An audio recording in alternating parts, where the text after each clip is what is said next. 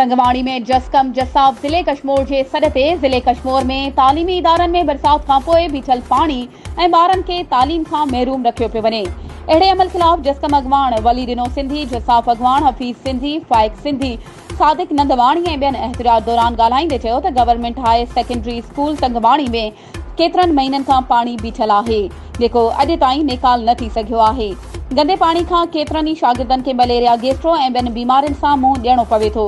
असीं DEO education ऐं DC Kashmir खे हिन एहतजाज ज़रिए इहो मैसेज ॾियणु चाहियूं था त तंगवाणी समेत सॼे ज़िले अंदरि बरसात जो बीठल पाणी निकाल करे तालीम खे बहाल कयो वञे, न त ॿी सूरत में एहतजाज जो दाइरो वसी कयो वेंदो। हिन वीडियो खे लाइक करे असांजे चैनल खे सब्सक्राइब करियो ऐं हा, उन सां गॾु बेल आइकन खे प्रेस करणु न विसारिजो।